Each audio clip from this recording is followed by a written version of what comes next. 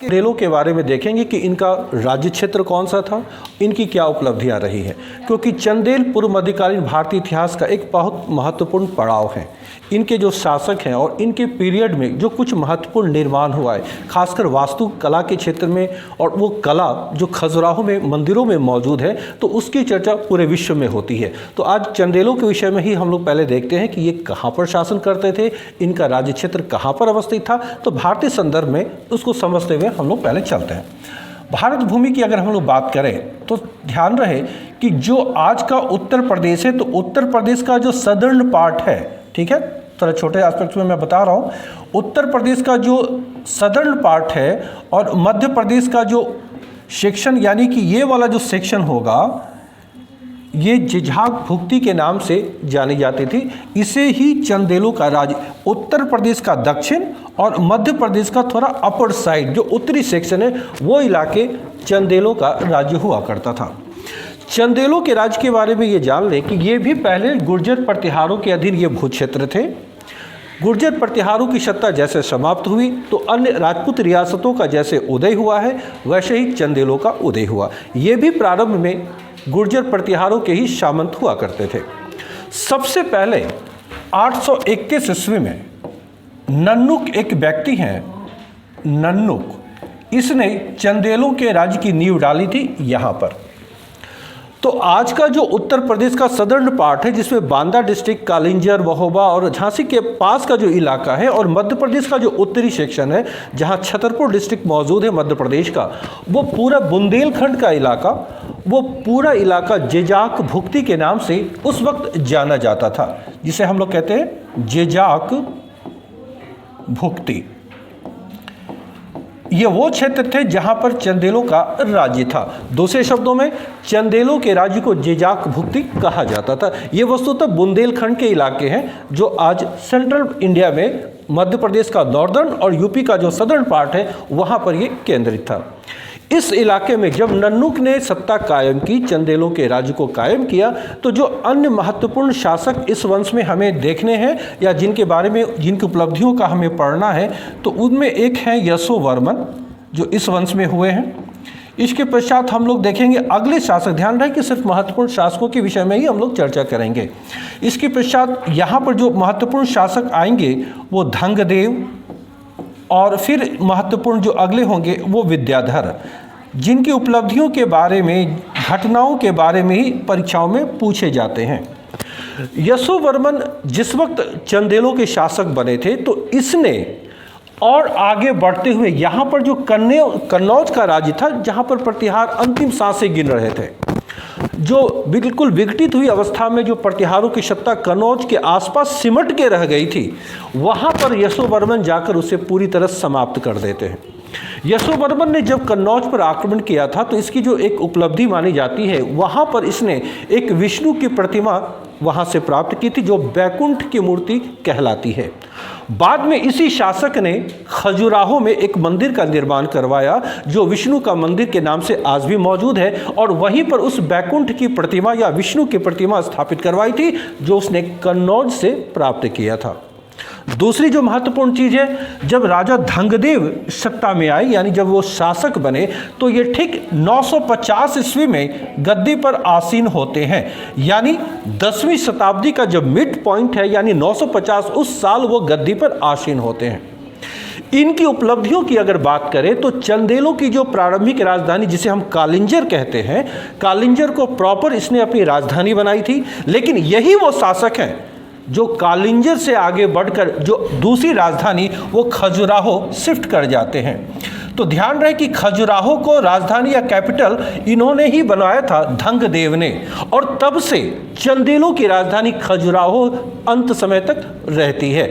खजुराहो में जो इसकी सबसे महत्वपूर्ण उपलब्धि है, मंदिरों से इस नगर को इसने सजाया था, और इन मंदिरों पर जो मूर्ति कला है वो कामुक मूर्तियां मौजूद हैं, लेकिन जो मूर्तियों का निर्माण हुआ है वो विश्व प्रसिद्ध है, और इसकी जो ख्याति पूरे विश्व में है, उसके निर्माणकर्ता ये धंगदेव हैं जो खजुराहो के मंदिर हैं।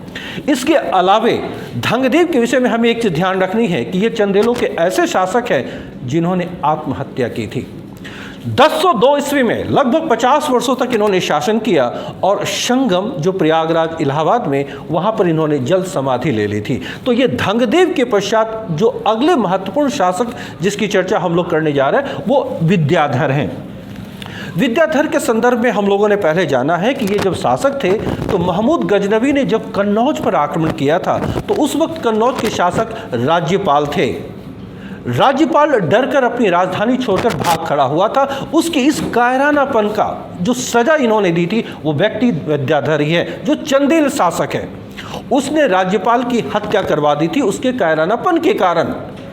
ये घटना विद्याधर के समय की है, लेकिन हम लोग आगे भी देखेंगे कि विद्याधर के रीजन में ही, इनके समय में ही महमूद गजनवी का आक्रमण कालिंजर पर होता है।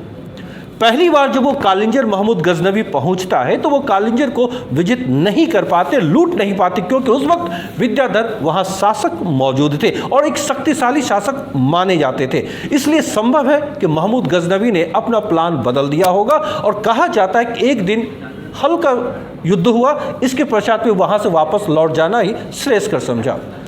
फिर दोबारा महमूद गजनवी कालिंजर पर आक्रमण करते हैं तो इस वक्त एक चीज देखने को मिलती है कि कालिंजर का घेराव उसने रखा।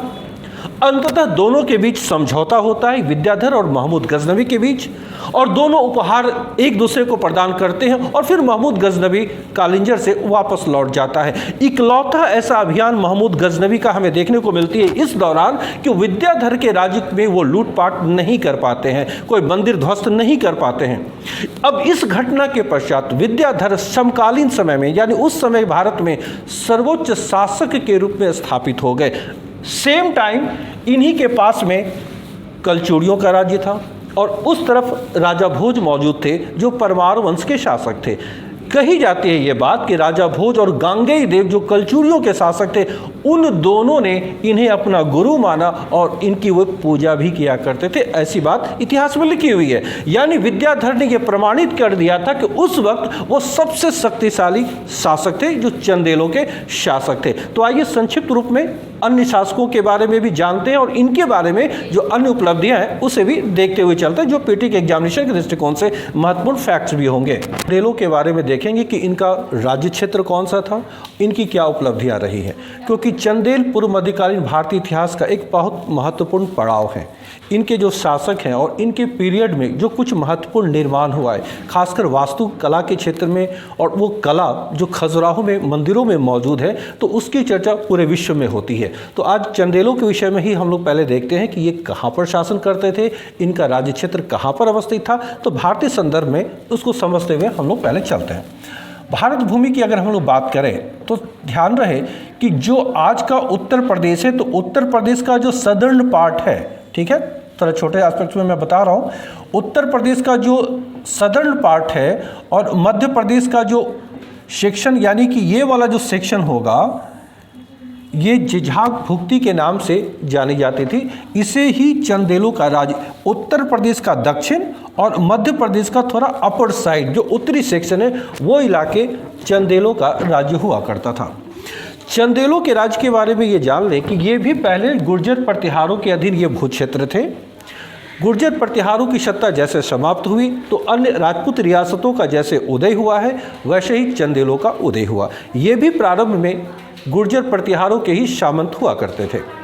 सबसे पहले 821 ईस्वी में नन्नुक एक व्यक्ति हैं, नन्नुक, इसने चंदेलों के राज्य की नींव डाली थी यहाँ पर। तो आज का जो उत्तर प्रदेश का सदर्न पार्ट है, जिसमें बांदा डिस्ट्रिक्ट, कालिंजर, महोबा और झांसी के पास का जो इलाका है, और मध्य प्रदेश का जो उत्तरी सेक्शन है जहां छतरपुर डिस्ट्रिक्ट मौजूद है मध्य प्रदेश का, वो पूरा बुंदेलखंड का इलाका, वो पूरा इलाका जेजाक भुक्ति के नाम से उस वक्त जाना जाता था, जिसे हम लोग कहते हैं जेजाक भुक्ति। ये वो क्षेत्र थे जहां पर चंदेलों का राज्य था। दूसरे शब्दों में चंदेलों के राज्य को जेजाक भुक्ति कहा जाता था। ये वस्तुतः बुंदेलखंड के इलाके हैं जो आज सेंट्रल इंडिया में मध्य प्रदेश का नॉर्दर्न और यूपी का जो सदर्न पार्ट है वहां पर ये केंद्रित था। इस इलाके में जब नन्नुक ने सत्ता कायम की, चंदेलों के राज्य को कायम किया, तो जो अन्य महत्वपूर्ण शासक इस वंश में हमें देखने हैं या जिनके बारे में, जिनकी उपलब्धियों का हमें पढ़ना है, तो उनमें एक है यशोवर्मन, जो इस वंश में हुए हैं। इसके पश्चात हम लोग देखेंगे अगले शासक, ध्यान रहे कि सिर्फ महत्वपूर्ण शासकों के विषय में ही हम लोग चर्चा करेंगे। इसके पश्चात यहाँ पर जो महत्वपूर्ण शासक आएंगे वो धंगदेव, और फिर महत्वपूर्ण जो अगले होंगे वो विद्याधर, जिनकी उपलब्धियों के बारे में, घटनाओं के बारे में ही परीक्षाओं में पूछे जाते हैं। यशोवर्मन जिस वक्त चंदेलों के शासक बने थे, तो इसने और आगे बढ़ते हुए यहाँ पर जो कन्नौज का राज्य था, जहाँ पर प्रतिहार अंतिम सांसें गिन रहे थे, जो बिल्कुल विघटित हुई अवस्था में जो प्रतिहारों की सत्ता कन्नौज के आसपास सिमट के रह गई थी, वहाँ पर यशोवर्मन जाकर उसे पूरी तरह समाप्त कर देते हैं। यशोवर्मन ने जब कन्नौज पर आक्रमण किया था, तो इसकी जो एक उपलब्धि मानी जाती है, वहाँ पर इसने एक विष्णु की प्रतिमा वहाँ से प्राप्त की थी, जो बैकुंठ की मूर्ति कहलाती है। बाद में इसी शासक ने खजुराहो में एक मंदिर का निर्माण करवाया, जो विष्णु का मंदिर के नाम से आज भी मौजूद है, और वहीं पर उस बैकुंठ की प्रतिमा या विष्णु की प्रतिमा स्थापित करवाई थी, जो उसने कन्नौज से प्राप्त किया था। दूसरी जो महत्वपूर्ण चीज़ है, जब राजा धंगदेव सत्ता में आए, यानी जब वो शासक बने, तो ये ठीक 950 ईस्वी में गद्दी पर आसीन होते हैं। यानी 10वीं शताब्दी का जब मिड पॉइंट है, यानी 950, उस साल वो गद्दी पर आसीन होते हैं। इनकी उपलब्धियों की अगर बात करें, तो चंदेलों की जो प्रारंभिक राजधानी, जिसे हम कालिंजर कहते हैं, कालिंजर को प्रॉपर इसने अपनी राजधानी बनाई थी। लेकिन यही वो शासक हैं जो कालिंजर से आगे बढ़कर जो दूसरी राजधानी वो खजुराहो शिफ्ट कर जाते हैं। तो ध्यान रहे कि खजुराहो को राजधानी या कैपिटल इन्होंने ही बनाया था, धंगदेव ने, और तब से चंदेलों की राजधानी खजुराहो अंत समय तक रहती है।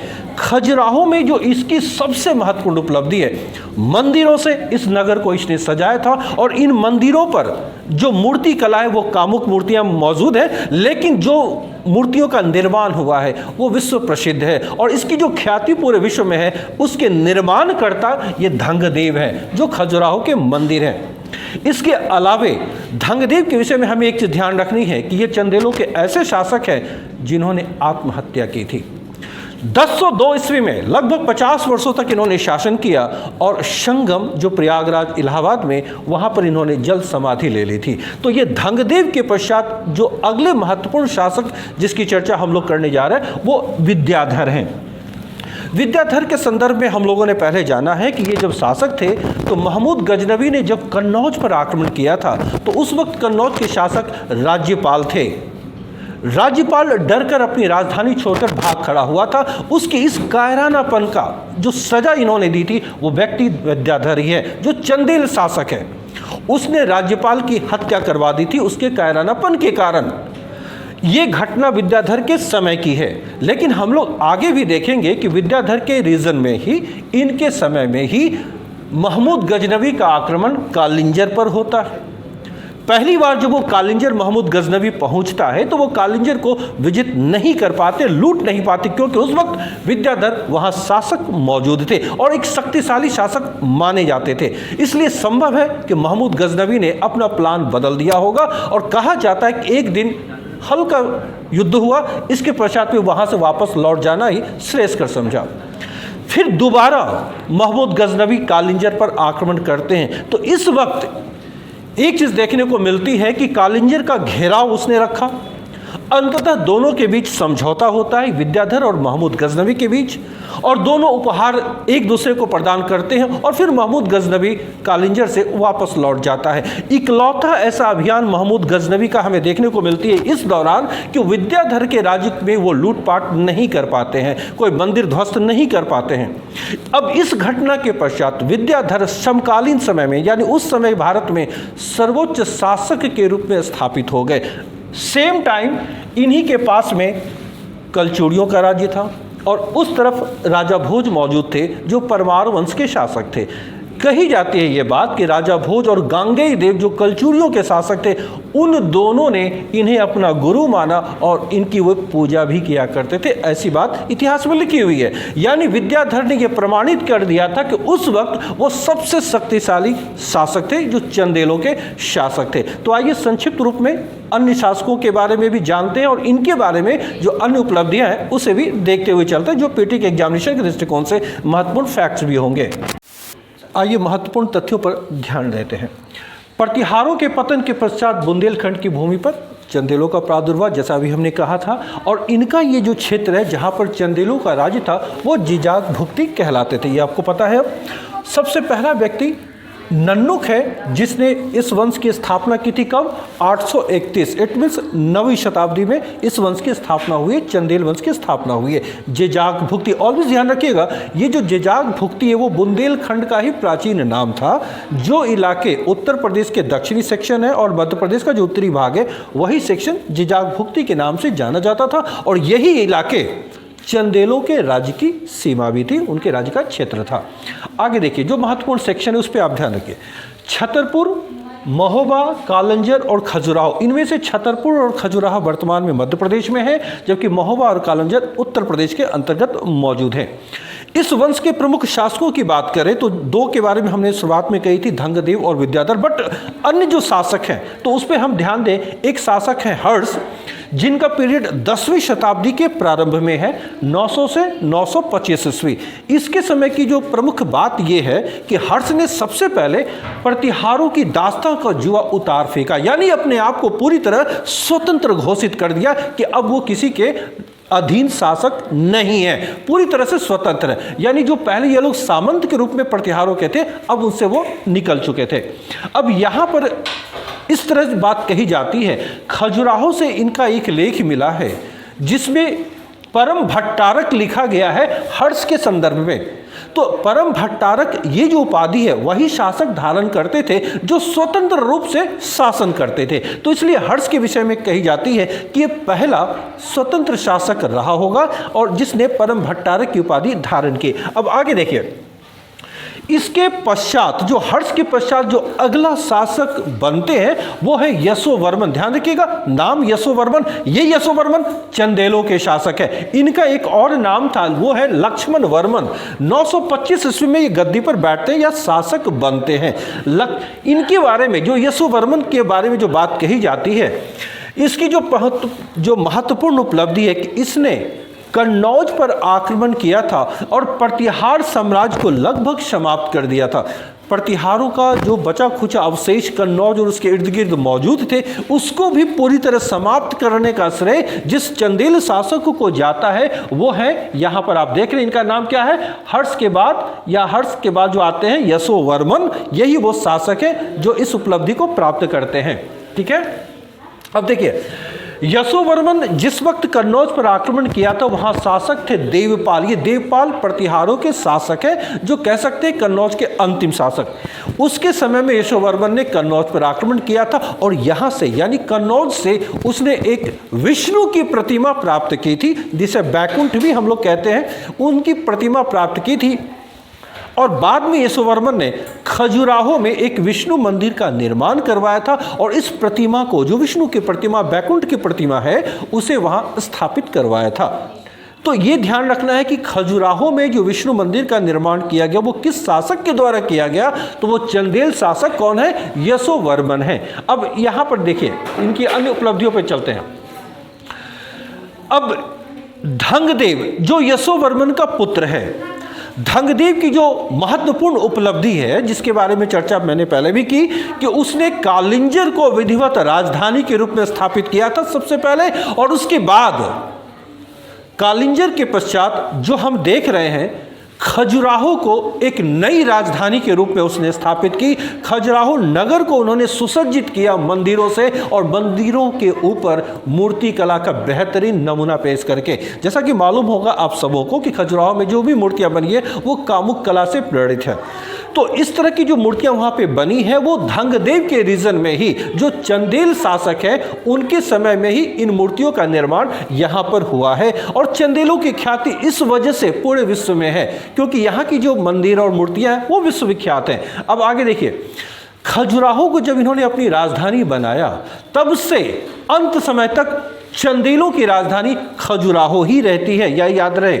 अंत समय में धंगदेव ने 1002 ईस्वी में प्रयागराज में संगम में इन्होंने जल समाधि ले ली थी, कह सकते हैं इन्होंने आत्महत्या कर ली थी। धंगदेव के बाद जो अगले शासक आते हैं वो गंडदेव है, बट उनके बाद जो महत्वपूर्ण शासक गद्दी पर आसीन होते हैं वो है विद्याधर। विद्याधर जब गद्दी पर आसीन होते हैं उसकी चर्चा मैंने पहले भी की थी कि विद्याधर ने क्या किया था। कन्नौज के जो शासक थे राज्यपाल, जब महमूद गजनवी ने कन्नौज पर आक्रमण किया था तो राज्यपाल डरकर भाग खड़ा हुआ था। विद्याधर उसकी कायरानापन के कारण उसे दंड देते हैं, उसकी हत्या करवा देते हैं। अब विद्याधर जब शासक बनते हैं तो यह हमें ध्यान रखना है कि विद्याधर के राज्य पर भी महमूद गजनवी का आक्रमण 2 बार होता है। पहली बार जब वो महमूद गजनवी कालिंजर पर आक्रमण करते हैं तो कुछ ही समय में उसे उसकी शक्ति यानी विद्याधर की शक्ति का एहसास होता है और वो वापस लौट जाता है। लेकिन दूसरी बार पुनः शक्ति को संग्रहित कर वो कालिंजर पहुंचता है महमूद गजनवी।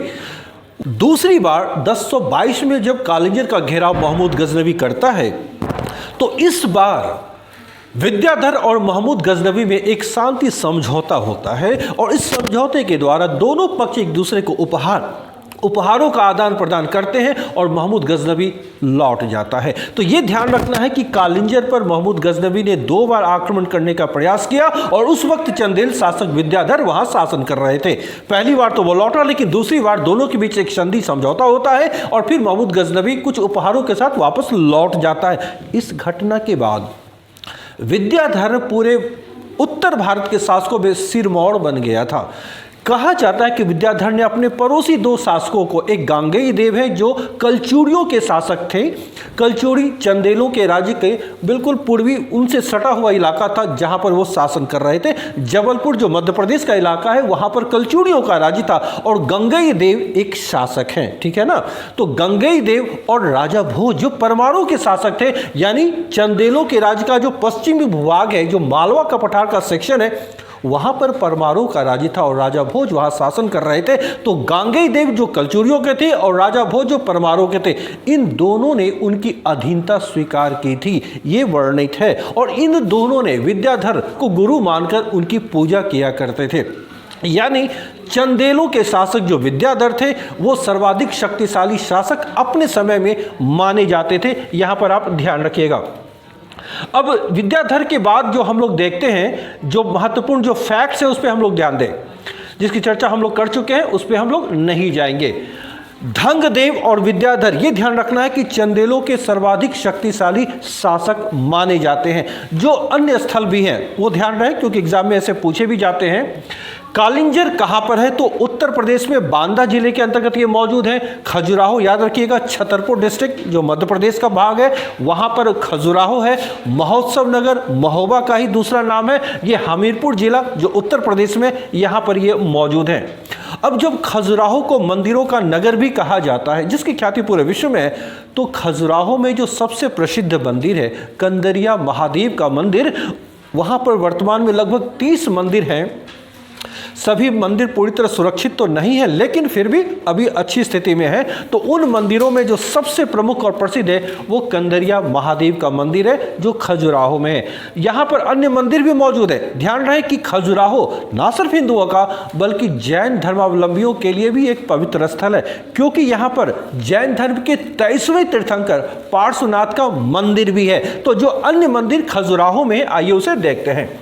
जगदम्बिका मंदिर ये खजुराहो का एक अन्य प्रसिद्ध मंदिर है। चित्रगुप्त मंदिर, विश्वनाथ मंदिर और जैसा अभी हमने कहा पार्श्वनाथ जैन मंदिर, ये सभी खजुराहो में ही मौजूद हैं। इसके अलावा अब चलिए जो अगले शासक जो प्रमुख हैं, कह सकते हैं जो एक घटना है, वो घटना ये कि कृष्ण मिश्र एक विद्वान थे जो उनके दरबार में रहते थे। तो जो शासक है वो शासक कीर्ति वर्मन है। इन्हीं के दरबार में कृष्ण मिश्र निवास करते थे और उनकी एक रचना है प्रबोध चंद्रोदय। पुस्तक का नाम प्रबोध चंद्रोदय और लेखक राइटर हो गए कृष्ण मिश्र, ध्यान रहे इस बात का, ठीक है।